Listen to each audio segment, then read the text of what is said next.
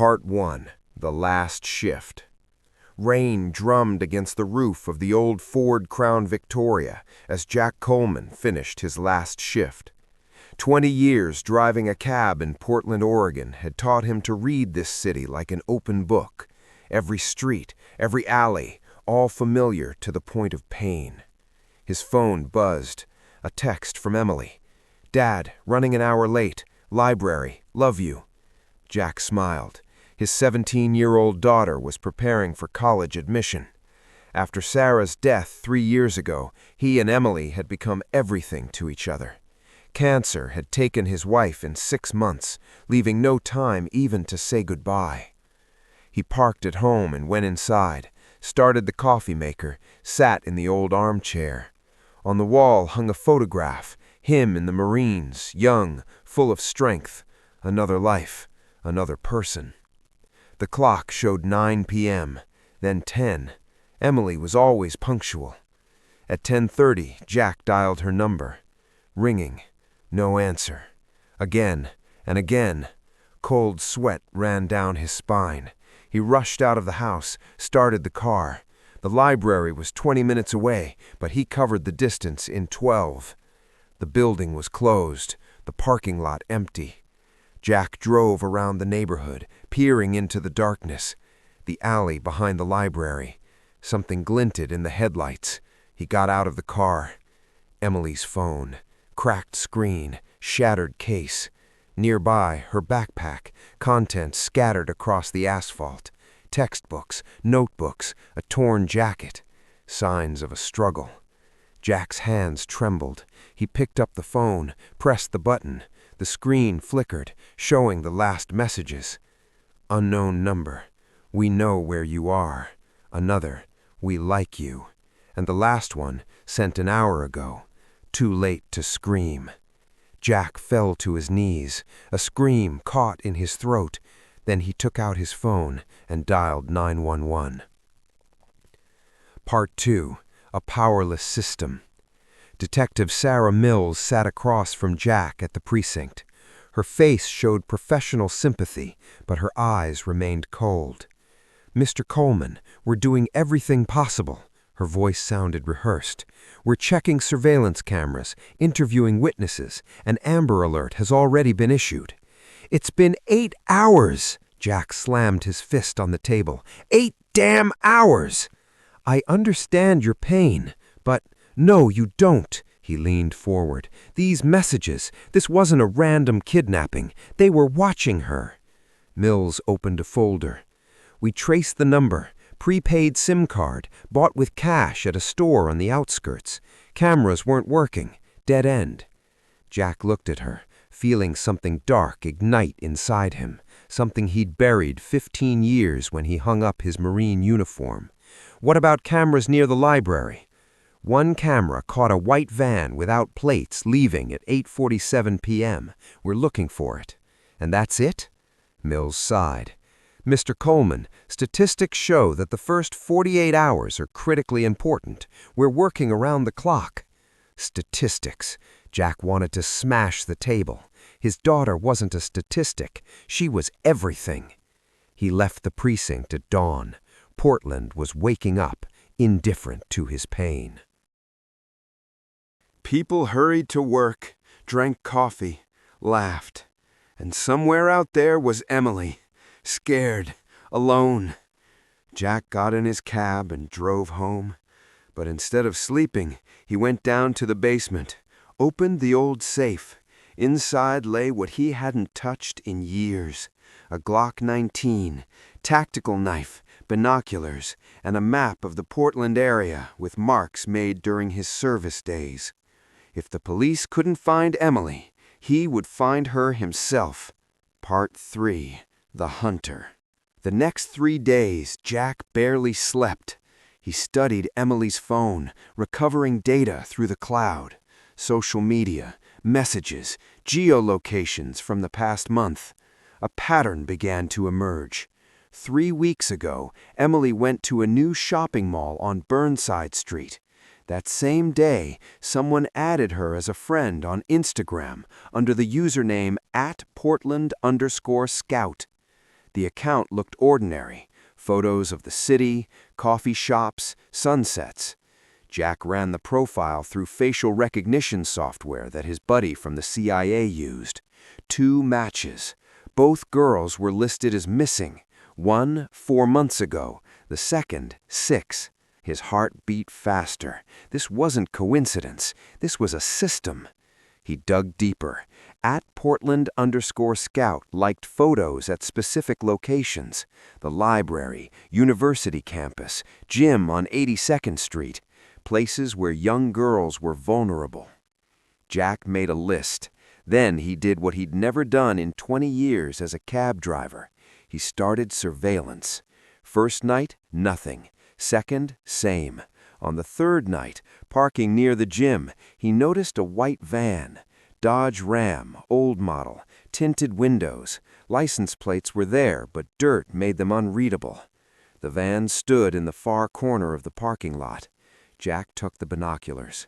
Driver, a man about 40, tattoo on his neck. Passenger, younger, nervous, smoking one cigarette after another. They were watching the gym entrance. Jack photographed the license plate, cleaned the image in a photo editor, wrote down the number, then followed as the van left an hour later without picking anyone up. Returning home, he ran the number through the DMV database. The van was registered to Travis Hawk, convicted of assault and drug trafficking. Address, a trailer park in the suburbs. Jack loaded the Glock and drove there. Part 4. In the Beast's Lair. The trailer park looked like a horror movie set. Rusty mobile homes, broken cars, trash everywhere. Jack parked a block from Hawk's address and walked. It was 3 in the morning. Perfect time. Hawk's trailer stood at the end of the row. No lights on, no white van. Jack took out lockpicks, another skill from the past. The lock gave way in 30 seconds. He slipped inside, closing the door behind him. The stench hit his nose. Beer, marijuana, something rotten. He turned on a small flashlight, illuminated the room. Dirty kitchen, living room with a sagging couch, porn magazines on the table, and the wall. Jack froze. Photographs hung on the wall, dozens of photographs. Girls, young, beautiful, some he recognized from missing persons reports. And in the center, Emily, photo taken through the library window. Rage flooded his mind. Jack clenched his fists, nails digging into his palms. Breathing became difficult. He forced himself to focus. Searched the trailer further. In the bedroom, found a laptop. Turned it on. No password. These idiots were overconfident. Email. Messages. Jack read, and the picture came together. Hawk worked for someone, a man named Carlos. They kidnapped girls and transported them across the border to California, and from there, further. Human trafficking, a well-oiled, profitable scheme. The last message was sent yesterday. New merchandise ready for transport. Meeting at the old sawmill, Saturday, 11 p.m. Saturday, that's in 2 days. Jack photographed the correspondence, copied the sawmill address. Then he heard an engine sound outside. The van had returned. He turned off the laptop, hid behind the bedroom door. The front door opened. Voices. "I'm telling you, this girl screams too much. Carlos won't be happy. Gag her properly. We'll get paid and get out of here." 2 men entered, Hawk and his buddy. They went to the kitchen, opened beers. Jack slowly emerged from hiding. Every step, caution. He was 3 meters from the exit when the floorboard under his foot creaked. Hawk turned around. A second hung in the air. Then Jack bolted for the door. Hawk shouted, rushed after him. Jack burst outside, ran to his car. A shot rang out from behind. The bullet whistled past. He jumped into the cab, started the engine, and took off. In the rearview mirror, he saw Hawk rushing out of the trailer, aiming. Another shot. The rear window shattered. Jack pressed the gas, weaving through streets until he was sure he'd lost his pursuers. Now they knew someone was tracking them. He had less than 2 days. Part 5. The Trap. The old sawmill was located an hour's drive from Portland, deep in the Mount Hood forests. Jack went there the next day to scout. An abandoned building, overgrown with moss. Around it, dense forest. One dirt road led to the sawmill, a perfect place for dark deeds, but also a perfect place for an ambush. Jack walked the perimeter, studying the terrain. His military training returned as if he'd never left Fallujah. He found cover, calculated firing angles, chose positions. He had no team, no support, just him, a gun, and the will to get his daughter back. He returned home and began preparing. From the basement, he got his old tactical vest, night vision, cable. In the garage, he found bear traps, left over from when he and Sarah used to go to the mountains. Jack worked all night.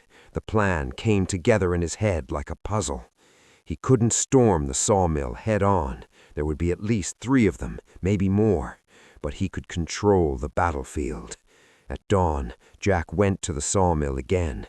He began setting traps along the road, cable across the path to stop a vehicle, bear traps in the bushes in case someone ran. He dug a hide on a hill overlooking the building, camouflaged it with branches and leaves. From there, he had a perfect view. Then he did one last thing, called Detective Mills from a burner phone. "I have information about the girl kidnappings," he said in a disguised voice. "Old sawmill on Highway 26. Turn at mile marker 45. Tonight at midnight, there'll be a deal." "Who is this? How do you—" Jack hung up. The police would come, but he didn't know when. Possibly too late. He had to act himself. The hours dragged painfully. Jack sat in his hide, watching. At 10 p.m., a black SUV arrived at the sawmill. 3 men got out, one of them, Hawk. At 11, another van appeared.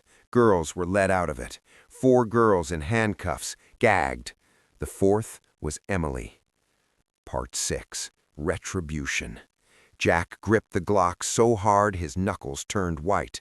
Emily was alive, exhausted, bruised, but alive. She walked, stumbling. One of the men pushed her. Jack aimed at his head, but forced himself to lower the weapon. Not yet. One wrong shot, and they'd kill the hostages. The men herded the girls into the building. Jack heard fragments of conversation. "Carlos is late. Contact him." "Relax, we've got all night." They didn't know their time had run out. Jack descended from the hill, silently approached the black SUV, punctured 3 tires with his knife, then moved to the van. Same thing. Light came on inside the building. He heard laughter. These animals were having fun. He circled the sawmill from behind. Windows were broken. He looked inside. The girls sat on the floor tied to a pipe. Emily, far left. 5 men stood at a makeshift table, playing cards. 5 against 1. Bad odds, but he'd been through worse. Jack found a side door, rusty but opened silently. He slipped inside, hiding behind old machinery. Darkness was his ally. He moved like a ghost. The first guard stood at the exit, back to him. Jack crept up from behind, strike with the pistol grip to the base of the skull. The man collapsed without a sound. Jack dragged him into the shadows. 1 down. The second guard went out to smoke. Jack waited around the corner. When he lit his cigarette, the knife went between his ribs. Quick, precise.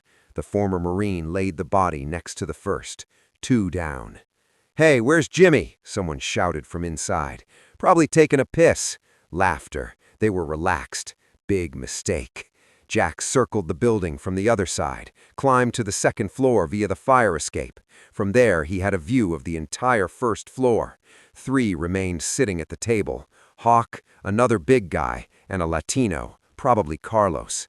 Jack aimed. 3 shots, 3 targets, but the girls were too close, too risky. He went back down, found a gas canister by the wall, poured the contents on the floor at the far end of the building, got out his lighter. "Fire! Fire!" he shouted, and lit the gasoline. Flames shot up to the ceiling. "What the hell?" The three men jumped up. Hawk ran to check. Jack waited in ambush. When Hawk ran past, Jack burst from the shadows, kick to the knee, crack! Hawk fell, screaming. Jack hit him with the pistol butt, and he went out. 3 down. The fire was growing. Smoke filled the room. "Grab the girls, we're leaving," Carlos screamed. The big guy rushed toward the hostages. Jack stepped into the open. "Stop!" 3 barrels swung toward him. Shots echoed through the building. Jack dove behind machinery. Bullets sparked off metal. He returned fire. Twice. The big guy grabbed his shoulder. Fell. 4 down. Carlos remained. He grabbed Emily, put his gun to her head. "Drop your weapon or I'll blow her brains out." Jack froze. Emily looked at him with wide eyes. Tears streamed down her cheeks. "Dad," she whispered. Time stopped. Part 7. A Father's Choice. The smoke grew thicker. Flames devoured the walls. Jack had seconds. "I said drop it!" Carlos pressed the gun harder against Emily's temple. Jack slowly lowered the Glock to the floor, straightened up, raised his hands. "Okay, let her go. Take me." Carlos smirked. "You think I'm an idiot? You killed my men. You destroyed my business. It's not her fault. I don't care." Carlos's finger began to squeeze the trigger. In that moment, Emily did what her father had taught her many years ago. She jerked her head sharply to the side and bit Carlos's hand. He howled. The gun jerked. The shot went into the ceiling. Jack dove for his Glock, grabbed it, rolled. 2 shots. Carlos fell, pressing his hands to his chest. Blood flowed between his fingers. He wheezed, trying to say something, but his lips only moved. Jack ran to Emily, cut the ropes. "Dad!" She threw herself at him, sobbing. "Shh, baby. I'm here. It's over." He hugged her, held her tight, allowed himself to close his eyes for a second. Then he remembered the other girls, quickly freed them. The fire was already reaching the exit. "Run! Through the back door!" They burst out of the burning building. Fresh air hit their lungs. The girls fell on the grass, coughing. Sirens sounded in the distance. "Police!" Finally. Jack hugged Emily, not letting go. She trembled all over. "I'm sorry," he whispered. "Sorry I didn't protect you right away." "You found me, Dad. You saved me." Police cars and fire trucks surrounded the sawmill. Detective Mills jumped out of the first car, gun ready. Seeing Jack, she lowered her weapon. Understanding showed on her face. "Mr. Coleman?" "They're inside." Jack nodded at the building.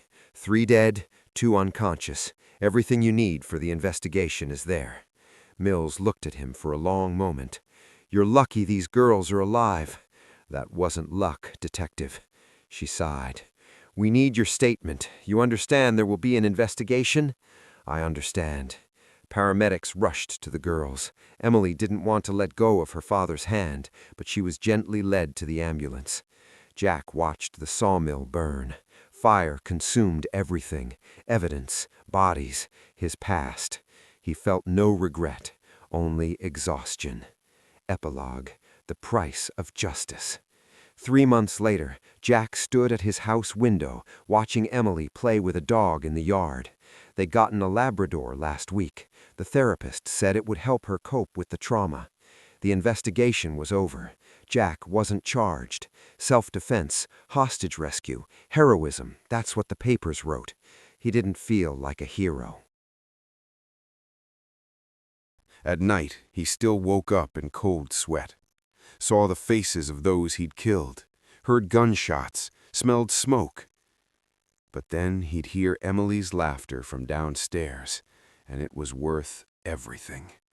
Thanks to information from Hawk's laptop, police dismantled a major human trafficking network, arrested 23 people, freed 16 girls. Some of them would never return to normal life.